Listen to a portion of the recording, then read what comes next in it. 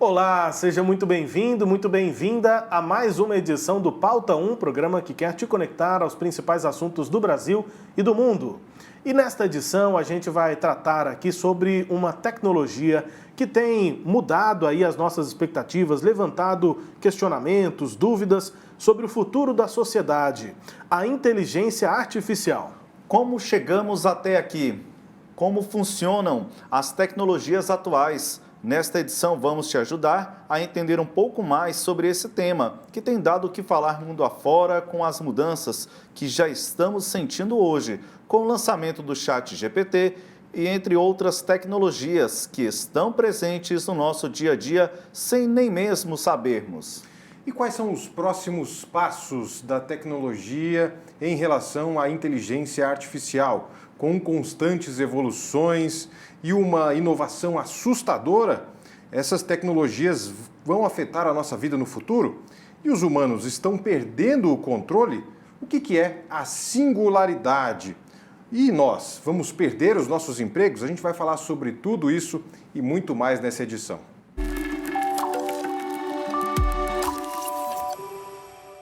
Eu juro pra vocês que eu achava que os caras entendiam o que eles estavam fazendo. Eu achava que eles tinham total controle do que eles estavam fazendo. E a verdade é de que eles não fazem a menor ideia de como essa porra funciona. E eu, mano, Então, tipo assim, eu vou te dar um exemplo. Se segura, fião. Eu vou te dar um exemplo. Episódio mais bad vibe do Podpah, eu tava lá. Porque o Conor Leia, ele usa uma analogia que eu achei brilhante, que ele fala que é uma caixa preta mágica em que você pede pra ela fazer um negócio, ela faz e nós não fazemos a menor ideia de como funciona. É o Akinator. Se a gente olhar, se a gente, fazer piada. Você já pegou seu nome lá? Quantas vezes? se a gente olhar dentro dessa caixa, a gente vai ver um monte de número que não faz o menor sentido. E como que essa caixa foi construída? Foi da seguinte forma: a gente colocava uma coisa nela e pedia pra ela fazer uma coisa, aí ela fazia uma mágica lá dentro. E aí ela soltava algo. E aí, se não era muito o que a gente queria, a gente pegava e aí a gente ajustava alguns parâmetros que mudava como ela fazia as coisas, mas a gente não sabe como. A gente só mudava e testava. Puta, muda aqui. Aí saiu um resultado melhor. Opa, quer dizer então que é melhor. Só que a verdade é, mesmo, os caras não fazem a menor ideia de como isso funciona.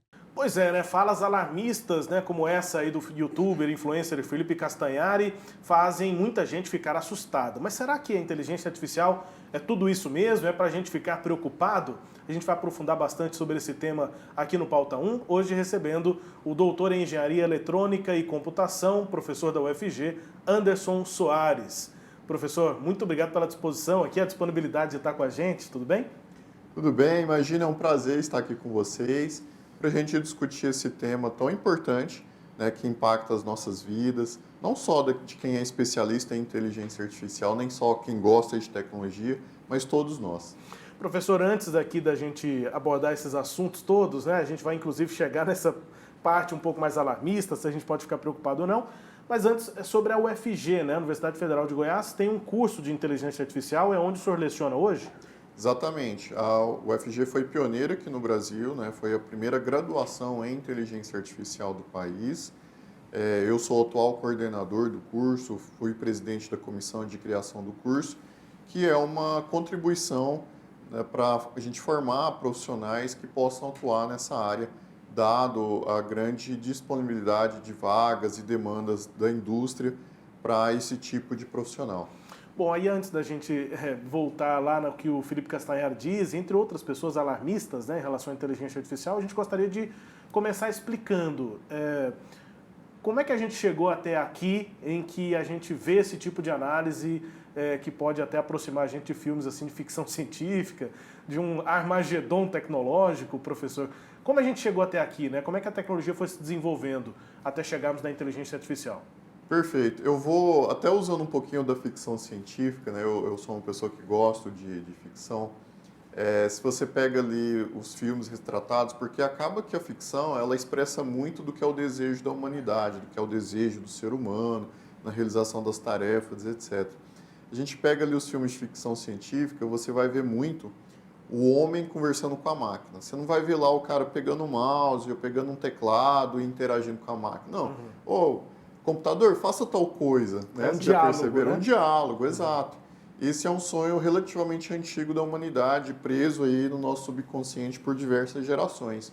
E aí o que acontece é que a própria computação, ela surge um pouquinho desse desejo do homem conversar com a máquina, de produzir ali um ser ciente, capaz de expressar toda a complexidade do que é a mente humana.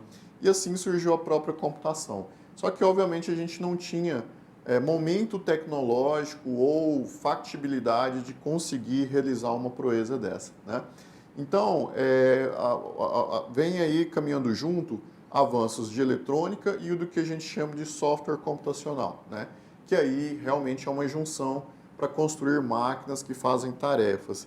Isso vem acontecendo por décadas, a computação tem evoluído, mas a inteligência artificial, que era um dos grandes motivadores ali no início, foi caminhando dentro da ciência, mas ainda assim, ainda não capaz de realizar tarefas cotidianas que era o grande desejo, né?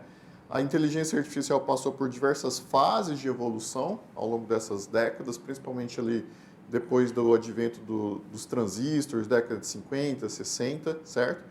E culminou agora com essa nova geração que começou em 2012, tá? Ela não é de agora, 2013. Ela começou uma grande disrupção ali em 2012, tá? Com uma nova fase em que o novo passo dessa fase é esse advento aí das inteligências artificiais conversacionais, como é o caso do ChatGPT. Mas são diversas fases e aí começou a atingir tarefas que são mais compreensíveis ou acessíveis para pessoas ditas comuns, né? Que são aquelas que não estão tão imersas ali no ambiente da tecnologia e que acaba dando um senso muito rápido do que está acontecendo na área, coisa que você não precisa ouvir a palestra do professor Anderson para entender, você pode você mesmo ir lá e testar uma coisa extremamente recente que aconteceu. Professor, e pensando conceitualmente, quando a gente fala de inteligência artificial, de fato é tudo que é produzido por um computador ou não? Nós temos aí alguma distinção nesse conceito? Eu diria que existem várias definições, tá, do que é inteligência artificial e mesmo dentro da ciência não há um consenso, tá? Mas o mais aceito é a automação que a máquina realiza, em que há uma certa interpretação que precisa ser realizada ali, por isso que é dita inteligente, né? Vou dar um exemplo. Pelo fato de ter a interpretação. Interpretação, exato. Vou dar um exemplo. Você colocar a máquina para exibir uma imagem, né? Isso não é lá considerado tão inteligente, mas reconhecer o que uma pessoa está falando, interpretar uma pergunta, identificar padrões em uma imagem, isso requer uma certa abstração da cognição humana. Então, se a máquina consegue fazer isso, mesmo que de uma forma extremamente específica, já é onde a gente começa a dizer que ela é inteligente, só que artificialmente, porque foi um ser humano que treinou ela para fazer aquilo. Muito bem, professor. O senhor falou dessa questão da interpretação, mas, ou seja, nós temos que intervir para que a inteligência artificial haja, digamos assim, né? Se é que podemos dizer isso. Mas existe um raciocínio por parte dessas tecnologias também, professor? É possível dizer que a inteligência artificial raciocina para atuar ou não? Eu diria que ainda não, tá? O raciocínio é um conceito muito mais sofisticado da mente humana, que requer a interconexão de diversas experiências, padrões, e até mesmo alguns aspectos aleatórios que nem mesmo a humanidade tem total compreensão sobre como isso acontece. Eu diria que é talvez no máximo, um raciocínio limitado, né? Que é a interpretação de padrões que estão presentes ali em alguns dados. Por exemplo, o fato de perguntar ou responder uma indagação, interpretar o conteúdo que tem numa imagem, num vídeo, ela já precisa ter, ela só vai conseguir fazer aquela tarefa depois de algum ser humano treiná-la de uma forma muito repetitiva para fazer aquilo, né? Apesar de ser inteligente, ela é de tarefas extremamente específicas, né? A mente humana, ela é muito generalista e isso a gente ainda não consegue fazer artificialmente na máquina, né? O que é o generalista? Ao longo do pega qualquer dia da sua vida, você faz diversas tarefas que você não valoriza, mas que são extremamente inteligentes. Do tipo, chegar no endereço, né, que você desconhece, pensar a sua rota no trânsito dinamicamente sobre opções, despertar, preparar, planejar o seu dia, sabe? São coisas que a gente está tão acostumado, parece tão normais para a gente, mas que elas requerem uma cognição extremamente sofisticada, né? E aí, só que você faz muitas tarefas ao longo de um único dia, de um único indivíduo na vida dele. Imagina durante a vida, né? Então, e aí quando a gente vai para a máquina, a gente consegue fazer tarefas complexas, mas extremamente específicas. Você ainda não consegue assim, ela vai fazer muitas tarefas ao longo de... Não, isso ainda não é possível. Eu fico pensando que, imaginando que a gente não está próximo daquele tom alarmista, quando eu faço aqueles testes, né, na internet, quando você precisa fazer algum login, algum cadastro, enfim, tem os testes lá. Identifique as imagens onde tem uma bicicleta. Pô, se a inteligência artificial não consegue ver que tem uma bicicleta aqui, quer dizer que nós estamos muito à frente dessas IAs. Agora, professor, o senhor citou as fases de desenvolvimento das inteligências artificiais, citou os anos 50 e os transistores. Essa é uma dúvida que eu tenho. A inteligência artificial, ela é um desenvolvimento tecnológico de hardware, de software. A gente precisa ter um hardware mínimo, um processador, enfim, para conseguir chegar a algo inteligente ou não? Assim, como é que foi essa evolução, digamos, lá dos anos 50 para cá? Perfeito. Você precisa das duas coisas, tanto da evolução do hardware quanto a evolução do software, né? E fazendo analogia com a nossa inteligência natural, né? A gente aprende lá na escola sobre o fenótipo, né? Ou seja, aquilo que você é preparado para ser e aquilo que você se torna com a alteração do ambiente.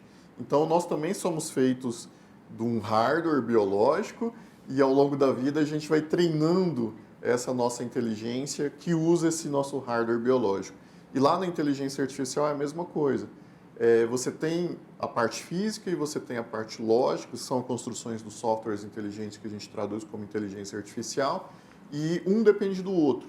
Se não fosse a evolução da eletrônica ao longo das décadas, a gente não estaria falando desses momentos. Mesmo você que está nos ouvindo aí, você provavelmente está atrás de uma tela, né? Você só consegue ter esse conteúdo por causa da evolução da eletrônica, né? E aí a eletrônica foi a primeira grande plataforma para a gente chegar. Depois vieram os softwares ditos burrinhos, né?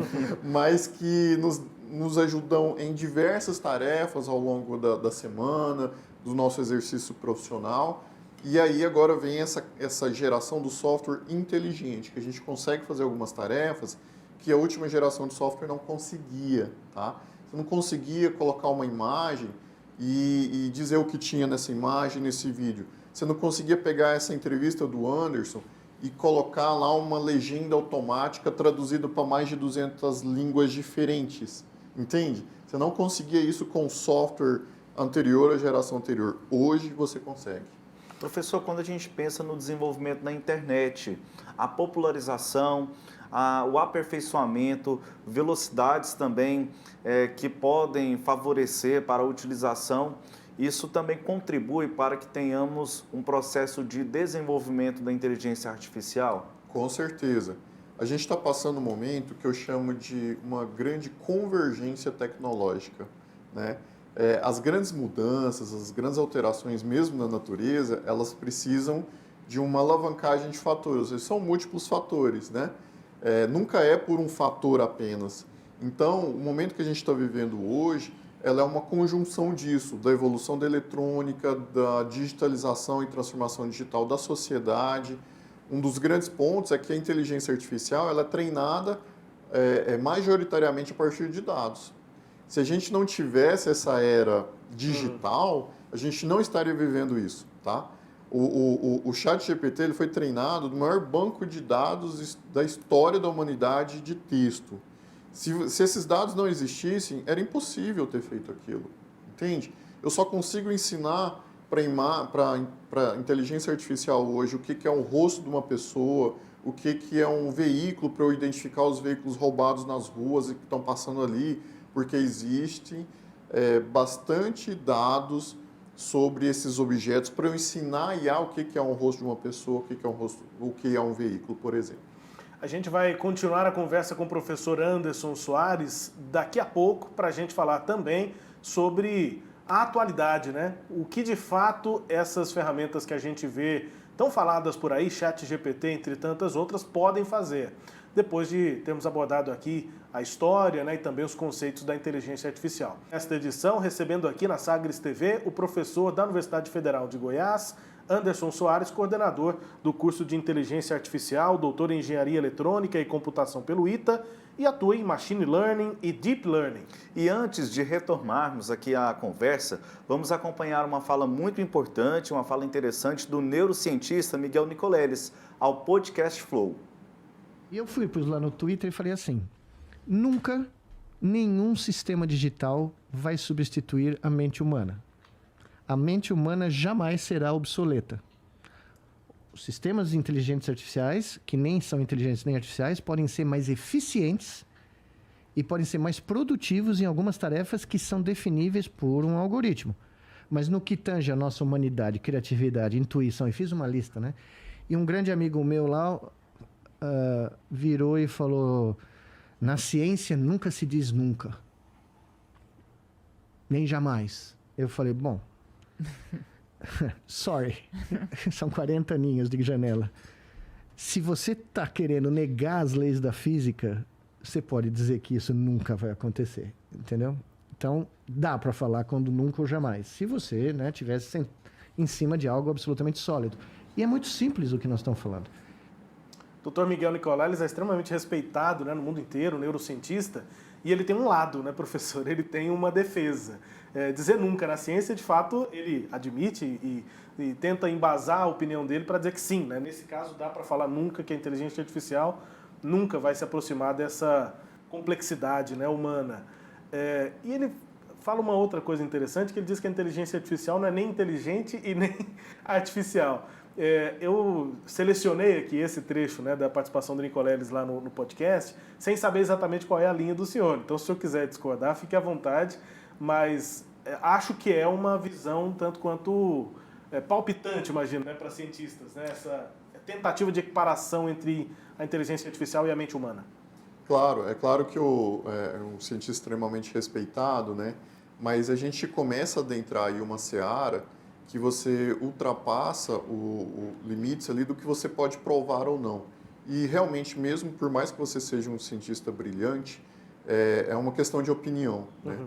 E isso é comum dentro da ciência porque a gente lida com a fronteira do conhecimento, né? Então vira, na verdade, um grande debate sobre direções, caminhos, possibilidades, em que ninguém consegue provar nada, mas usa, né, o seu histórico pregresso para colocar a sua expressão e, obviamente, quanto maior o seu histórico, maior o peso da sua opinião. Nesse caso em particular, né, eu tomaria um cuidado de dizer que a gente, de fato, nunca pode dizer nunca, jamais. Eu gosto de dizer que sim, improvável. Né? Até porque dentro da própria física tem várias coisas que a gente disse nunca, jamais e que a gente tenta entender até hoje, né? Uhum. E elas estão ali, foram observadas, inclusive, principalmente no aspecto da física, no aspecto da ciência do universo e tal, mas que hoje a gente tenta entender, né? Eu diria que é improvável que a inteligência artificial seja capaz de assimilar tudo que a complexidade da mente humana é capaz de fazer. Eu diria sim, é improvável, né? Mas eu não usaria o termo nunca, porque muita coisa pode acontecer, sei lá, em 100 anos, 200 anos, 300 anos, não sei, né? Uhum. E se tem uma coisa... Eu gosto muito da ciência da história, né? Apesar de ser engenheiro, e a história nos mostra isso, né?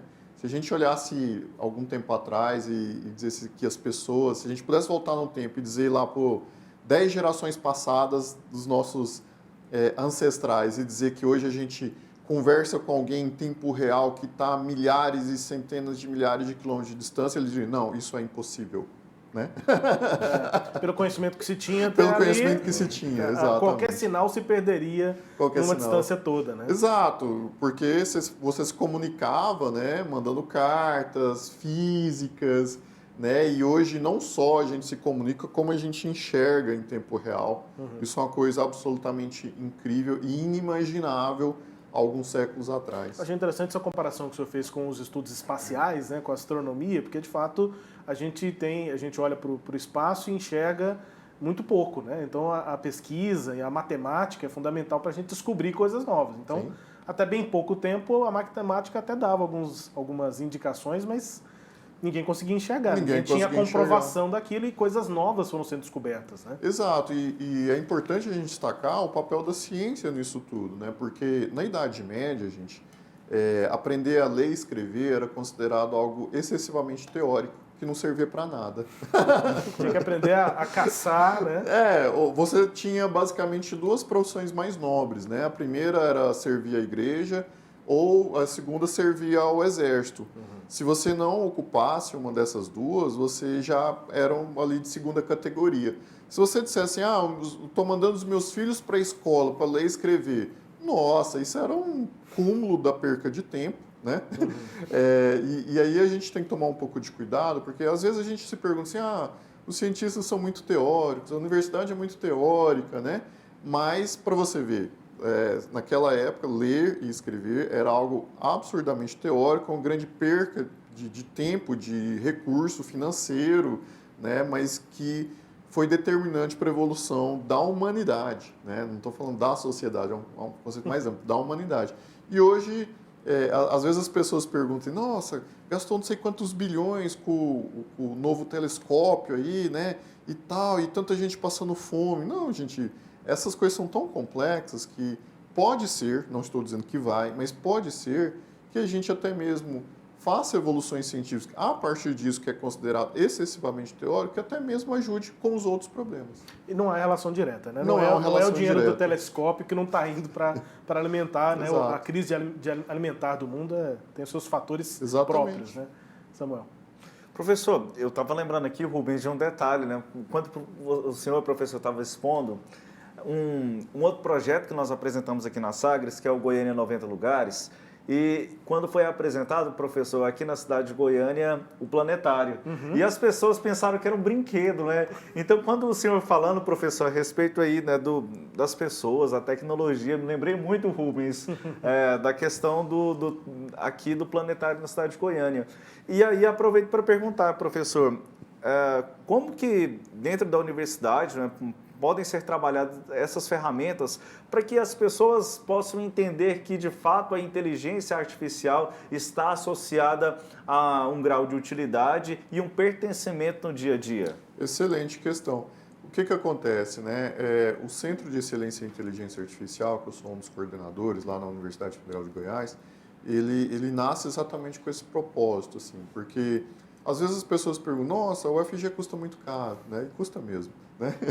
Mas o que isso pode trazer de benefícios? E quando a gente viu esse momento da inteligência artificial, a gente se propôs ocupar o espaço da IA aplicada, exatamente para demonstrar para a sociedade, para a empresa, para a indústria, como a gente está num momento muito especial de construir produtos a partir de IA, para não ficar também só no campo do estudo, né? Apesar da inteligência artificial ter ficado aí por décadas sendo mantidas por políticas públicas de diferentes países, né? Até mesmo os mais liberais, hoje a gente está realmente no momento de utilização, tá?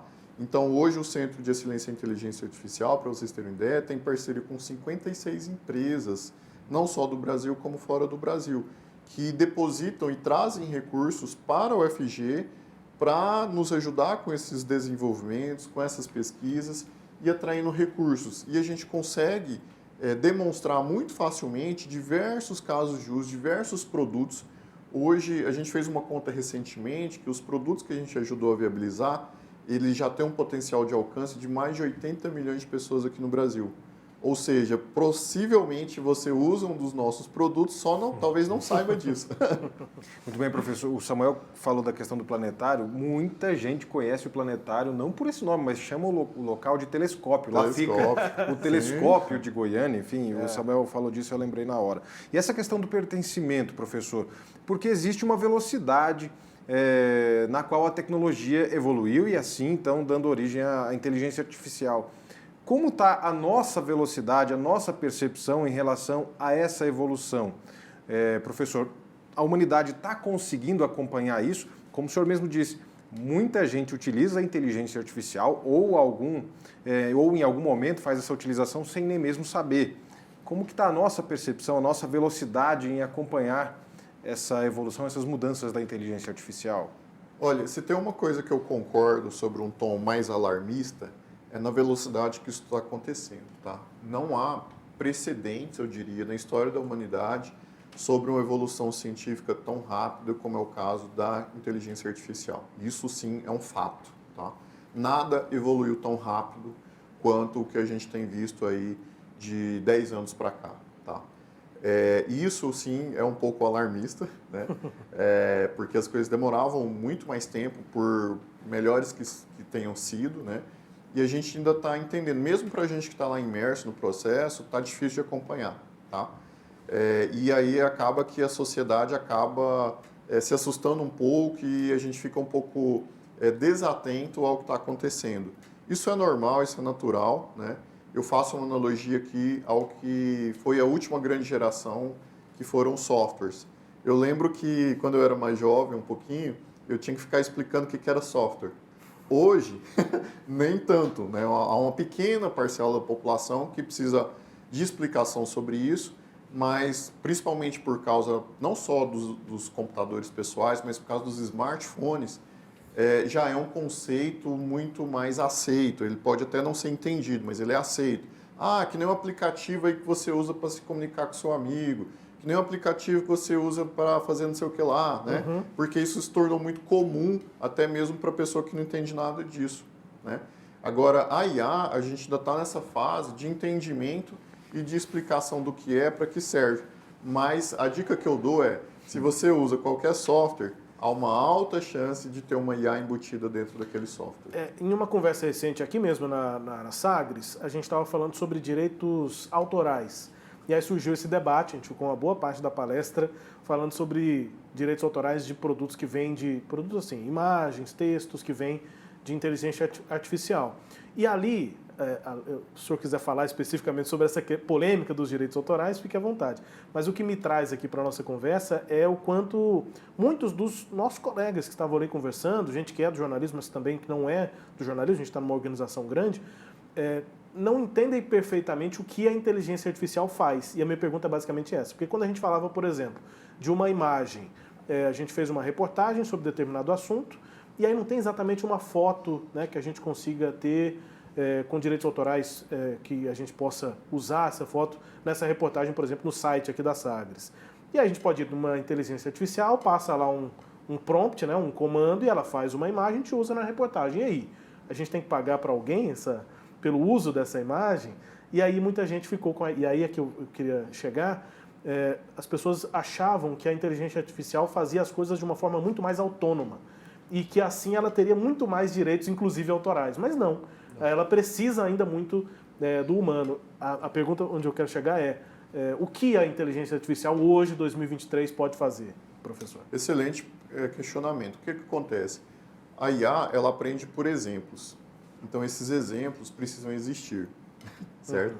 Então, ela consegue produzir uma imagem. Não, mas ela aprendeu com milhões de imagens, não estou falando milhares, no mínimo milhões atualmente, tá? Ela consegue responder uma pergunta, ela teve que ser treinada em mais do que milhões, tá? Não vou falar o número aqui, né, para não ser muito científico, milhões de perguntas e respostas, de conjuntos de texto, algo realmente muito grande. Então, de fato, não é tão autoral assim, né? Mas, e aí o limite que eu gosto de refletir é o seguinte, isso pertence a IA ou não? Como é que ficam as pessoas que geraram aquilo? Bom, eu acho que ao longo das nossas próprias atividades, a gente se inspira também em outras atividades de outras pessoas. Vou dar um exemplo. Quando o cara compõe uma música, você não fala que assim, tal banda tem influência de tal banda, tal, tal e tal. E a gente nunca discutiu direitos autorais laterais. A não ser que seja plágio. Né? A não ser que seja um plágio explícito, né? O artista tal, nos quadros dele, ele se inspira em tal outro artista e aquele outro artista. A gente também nunca discutiu esses direitos laterais, né? E aí vem a tecnologia, porque como é uma máquina, a gente eventualmente está tentando ressuscitar esse debate, né? E sempre que as pessoas me perguntam assim, mas a inteligência artificial tem viés? Eu falei, tem mesmo. Porque o ser humano é cheio de viés, o que você esperaria? Né?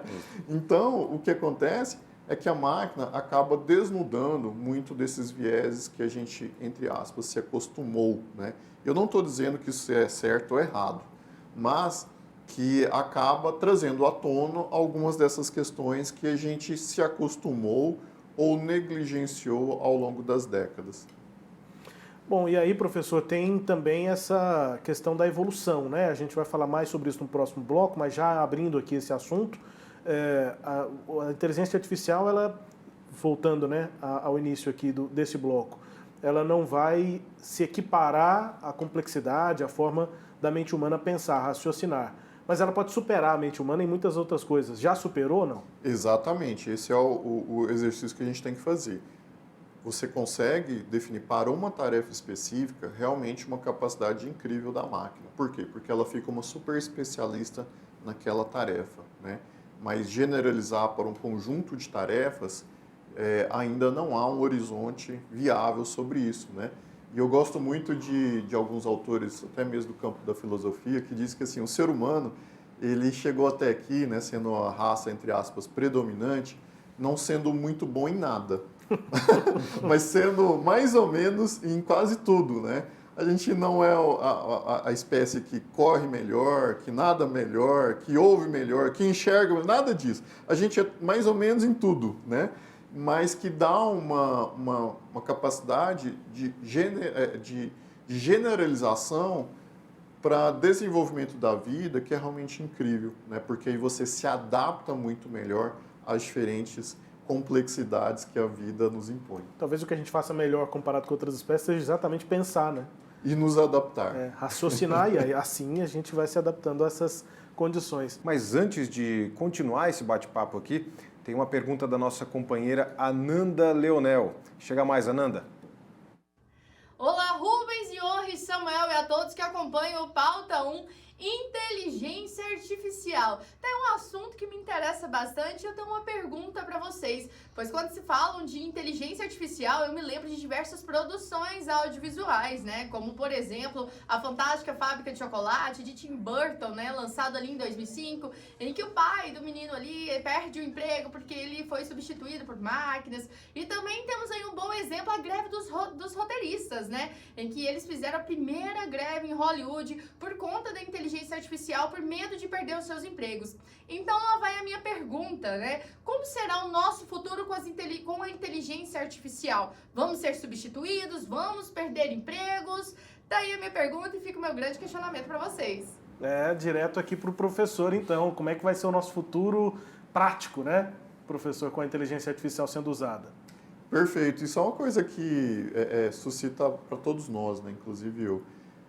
Sempre que as pessoas me perguntam assim, Anderson, a IA vai substituir os empregos, vai substituir o que eu faço? Vamos dar alguns passos atrás e entender o que está acontecendo antes, né? Eu, como professor, eu já fui extremamente atingido por um negócio chamado plataformas de vídeo, porque tem acesso a conteúdos de aulas melhores que as minhas. Entende? Então, a educação é um setor muito tradicional, né? Que tem evoluções, mas muito incrementais, muito pequenas ainda. Então, isso já estava em curso por um negócio chamado transformação digital. É claro que o fato de agora as plataformas de vídeo terem inteligências para recomendar conteúdos de forma assertiva, para fazer a tradução para você, para gerar a língua. Hoje eu consigo entrar na plataforma de vídeo aí e consumir um vídeo que foi colocado online há 30 minutos atrás, que foi gravado em mandarim, mas eu consigo, com a tradução instantânea gerada por uma IA, assistir tranquilamente. Então, veja como isso é, entre aspas, agressivo à minha profissão, né? Então, isso já era uma evolução em curso, tá? Se eu disser para você não terá impacto, eu estarei mentindo. Terá impacto sim, tá? Por quê? Porque você vai fazer coisas de forma mais rápida, mais produtiva, e isso impacta sim, né? Mas são impactos que a sociedade tem que julgar se é bom ou ruim. Porque nas últimas grandes revoluções industriais, desempregou sim, certo? Só que ao mesmo tempo, a gente passou a produzir produtos que ficaram mais baratos, em maior volume, em maior disponibilidade. Hoje a gente usa, né, você vai ali numa loja, compra uma roupa e uma camiseta de 30, 40, 50 reais, que antes era inimaginável. Mas graças a você conseguir produzir, né, o algodão de uma forma escalável, em volume, de uma forma mais barata, por mais que no meio tenha mãos humanas fazendo o acabamento dessa peça, certo? Então, a gente vai ter que se adaptar, haverá impacto sim, né? Mas geralmente a sociedade acomoda esse impacto de modo a produzir os melhores resultados para todos. E aí a gente precisa só ter um cuidado para distinguir entre lobby classista, que eventualmente é só para proteger um determinado nicho, do que são benefícios que, na média, a maior parte das pessoas vão sair ganhando. Ou seja, o que o senhor está indicando é que teremos um reposicionamento, que já aconteceu aqui apenas a título de ilustração, no campo, por exemplo, em que nós tínhamos, por exemplo, os aviões que jogavam determinado produto ali para fazer a correção do solo ou mesmo controle. E hoje nós temos uma automatização, mas para aquela automatização precisa de um operador. É um reposicionamento de funções que nós teremos com a inteligência artificial? Com certeza, eu acho que esse é um excelente termo, reposicionamento de funções, tá? Porque até algum tempo atrás, eu sou da geração que aprendeu a datilografar em máquina de escrever, vocês lembram disso? Com certeza. Quem é mais jovem e está nos assistindo nem sabe o que é isso, né? Mas... Tinha umas casas, né, que o pessoal ensinava ali de datilografia, né? Exatamente. Não é da minha época, viu? Mas eu aprendi, eu acho que você também. Não, eu fiz datilografia, mas fiz já no computador. Mas tinha uma máquina de escrever daquela, não era digital, acho que já chamava digital na época, né? Porque ela não tinha, a impressão no papel, ela era como se fosse uma impressora ali. Olha que sofisticado, eu não aprendi nessa não, eu aprendi naquela que se você física, errasse, né? Você tinha que passar ali um corretivo, uma tintazinha, e dependendo do documento você não podia passar a tinta, você tinha que recomeçar de novo, né? Exatamente. Então assim, você conseguia produzir um documento? Conseguia. Só que hoje com o computador é muito mais rápido e produtivo, convenhamos, entendeu? Tem gente que prefere usar máquina. Acredita, existe ainda. Tá?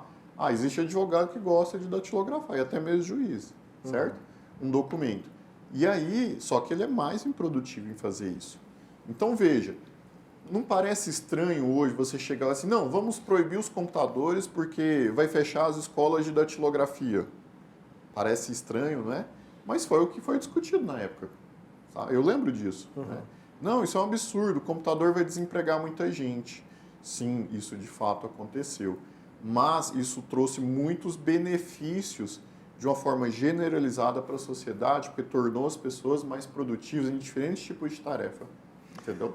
Só um bastidor aqui, o Herbert, que é o nosso cinegrafista, está fazendo os exercícios ali de digitação, mostrando para a gente que ele fez também o curso de datilografia. É isso mesmo, Rubens. Inclusive, eu já cheguei a entregar trabalho escolar. Datilografado. Datilografado, exatamente, Rubens. E estava me achando, viu, fazendo isso na época. Professor, quando a gente fala de comparações entre as relações humanas com a tecnologia e a inteligência artificial, espera-se, por exemplo, na maioria das relações humanas que exista um compromisso e ética. Nem sempre a gente encontra nenhum nem outro. e a vida segue mesmo assim. Em relação à inteligência artificial, e aí eu falo da privacidade especificamente, a inteligência artificial possui compromisso ético quando a questão é a privacidade, professor? Eu diria que eu dividiria em duas fases aí, né? Quando você está falando da fase da evolução científica, há questões éticas, mas não muito rígidas. Por quê? Porque se você está avançando ali em territórios desconhecidos, que você não tem clareza dos efeitos daquilo, né?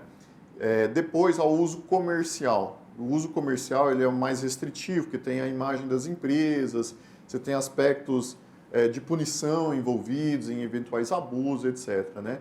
E um dos exemplos disso é o próprio ChatGPT. Provavelmente, não estou dizendo que sim, mas provavelmente, para montar esse grande banco de dados que o ChatGPT foi treinado, eles violaram provavelmente vários aspectos de dados privados que não pertencem a eles, né? E isso foi, entre aspas, necessário, e o mundo se encantou e se sentiu extremamente impactado por essa grande novidade, né?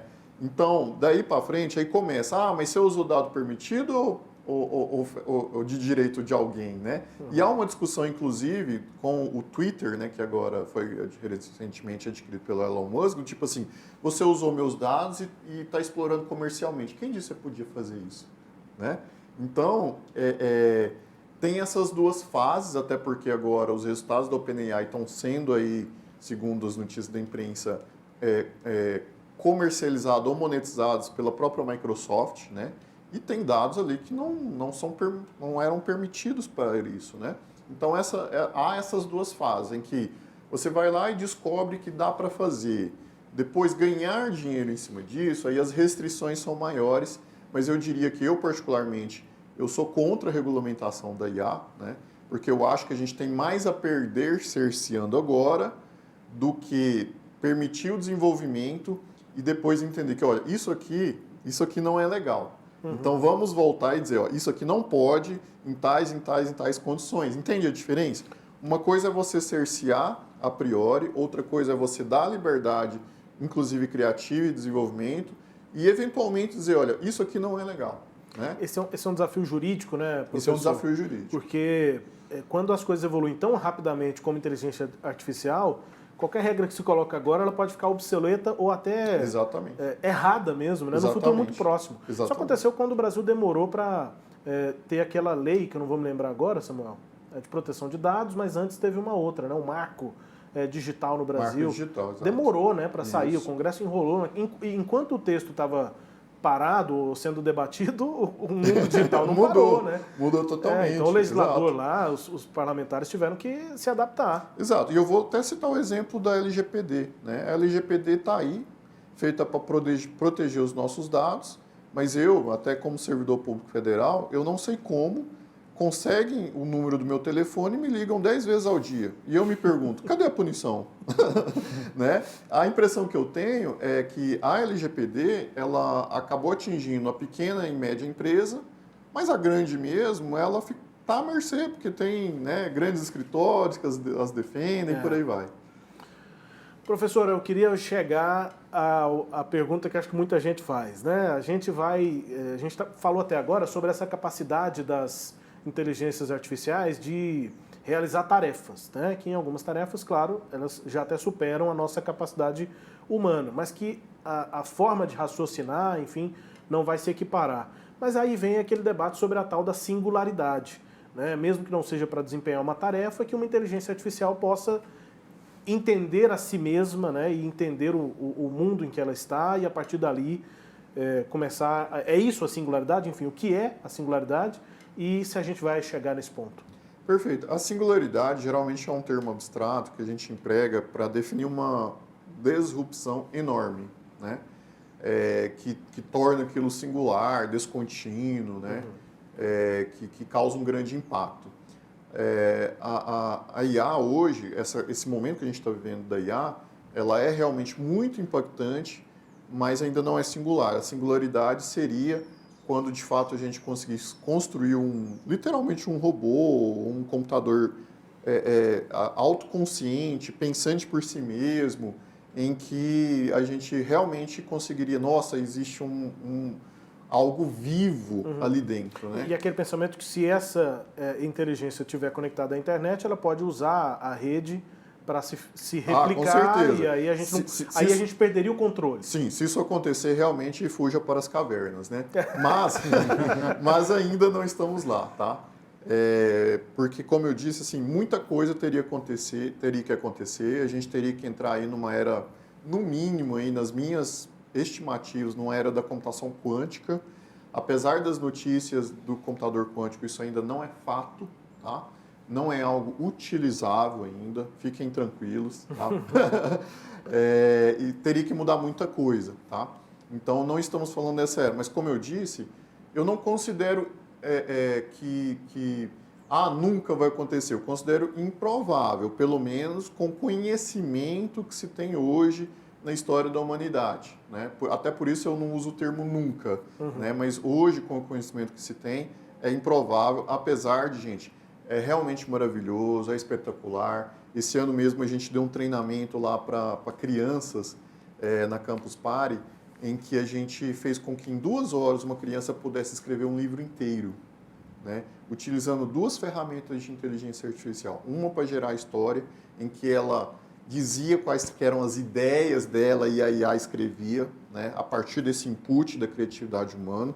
E uma outra que gerava as ilustrações, e saiu cada obra linda, né? Que legal. E é o que eu chamo da inteligência aumentada. Essa sim eu acho real, entendeu?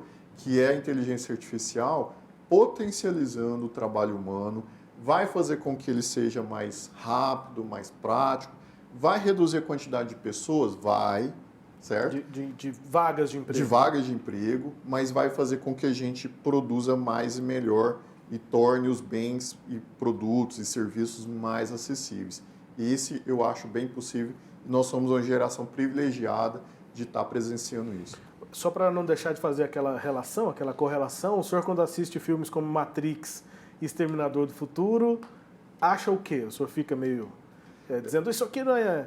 Por exemplo, quem gosta de astronomia, vê um filme como Star Wars e fala assim, mas não tem como ter barulho aí, porque tá no vácuo. O senhor fica fazendo esse tipo de consideração, falando, a inteligência não vai virar isso. Fica um pouquinho, mas eu não me posiciono para ser o chato da história e eu aproveito a ficção, né? Tá. Eu fico mais daquele sentido, como eu gostaria de estar construindo essa nave que viaja entre galáxias, sabe? Eu realmente fico lá me imaginando, né? Porque eu acho que a gente ainda está, no caso da exploração aeroespacial, como se fosse naquele início da era da exploração marítima, né? Aí a gente tinha, mesmo que o mundo vai acabar, tem um monstro ali no fim, né? E você vê que a história se repete, né, gente? Mas no caso da inteligência, né? Matrix, os cenários apocalípticos, assim, o senhor fica olhando e fala, não, isso aí não vai acontecer. Eu fico um pouco dividido, né? Eu sei que não vai acontecer na minha geração, pelo menos é o meu prognóstico, né? Não vai acontecer na minha geração, provavelmente na das minhas filhas também não, né? De ter ali uma Matrix, etc. Aí, para a geração dos meus netos, eu já não garanto nada. Eu achando que o professor ia me tranquilizar, mas na verdade é isso, né? Vamos acompanhar aí os desenvolvimentos tecnológicos. Professor Anderson Soares, muitíssimo obrigado pela disponibilidade aqui de conversar com a gente. Um ótimo trabalho para o senhor e para a equipe, né? Pioneira lá na UFG. Imagina, um prazer estar aqui com vocês, né?